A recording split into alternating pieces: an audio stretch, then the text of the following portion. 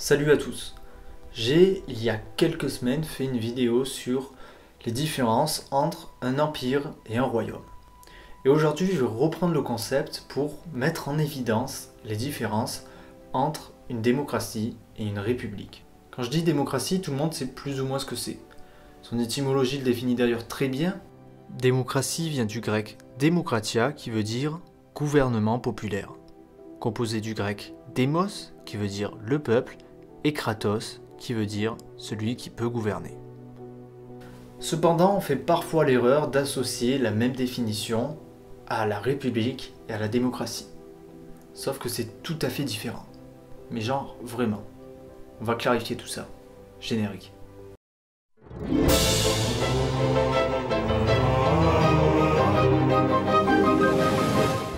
Alors, est-ce qu'une démocratie est une république? Eh bien non, pas forcément. Démocratie, c'est la souveraineté qui est confiée au peuple. Par exemple, en France, en théorie, le souverain, c'est le peuple. Et le président ou le parlement ne sont que les représentants du peuple.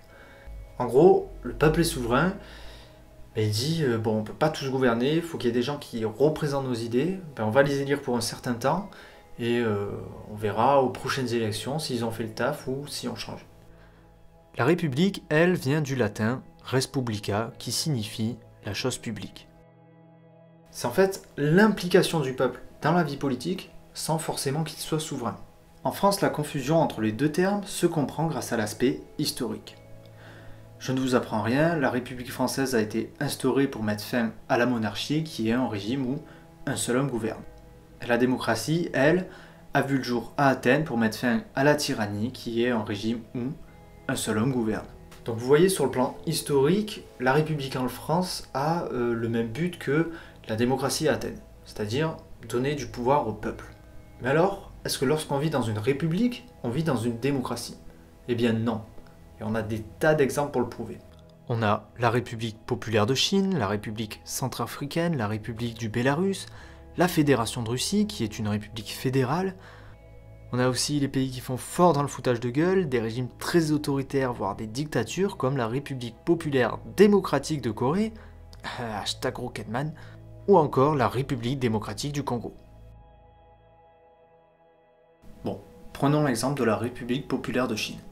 Le président est élu par l'Assemblée nationale populaire, composée d'environ 3000 députés. Cependant, c'est une élection à candidat unique, qui a lieu tous les 5 ans. En fait, le parti communiste choisit son secrétaire général, son dirigeant, et il le présente comme candidat. Et vu qu'il est le seul, il est élu. Et si le fait d'entendre Assemblée nationale vous donne un semblant de démocratie, eh bien détrompez-vous parce que l'ANP est élue au suffrage théoriquement universel, plusieurs fois indirect. Normalement, qu'on soit membre d'un parti, peu importe l'ethnie, qu'on soit homme ou femme, si on a plus de 18 ans, on peut voter en Chine.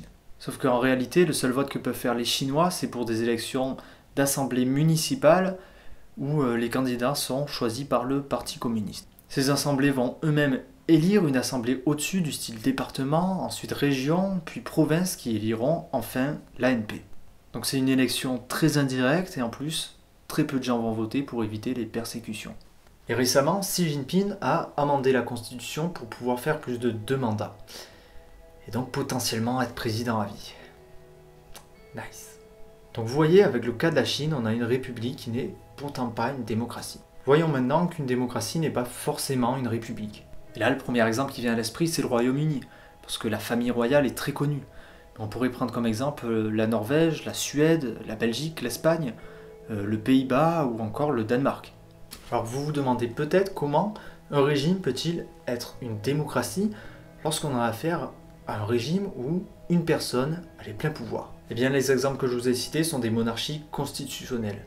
Et le chef de l'État, c'est-à-dire le monarque, vous vous en doutez bien, n'a pas les pleins pouvoirs. Chaque monarchie constitutionnelle a un statut et des institutions qui varient plus ou moins. Dans le cas de la Norvège, le peuple est appelé à voter pour renouveler le Parlement tous les 4 ans. Il élit 165 députés. Imaginons une élection qui opposerait le parti X au parti Y. Lors de cette élection, le parti X obtient 40% et le parti Y 60%. Le chef du gouvernement, qui est le Premier ministre, va être issu de la majorité parlementaire. Donc le leader du parti Y, qui a 60% des sièges du Parlement, va être l'unique personne à pouvoir être nommée Premier ministre par le chef de l'État, le roi Harald V. Vous voyez, le roi n'a aucun pouvoir politique et s'il nomme le Premier ministre, c'est purement symbolique, il respecte le choix démocratique. Donc une monarchie peut être une démocratie tout autant qu'une république, et une république peut être un régime autoritaire tout autant qu'une monarchie.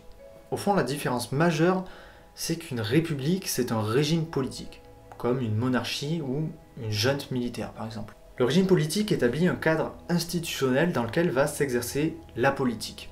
La République est par exemple caractérisée par une élection du chef de l'État, une élection qui n'est pas forcément démocratique, on l'a vu avec le cas de la Chine.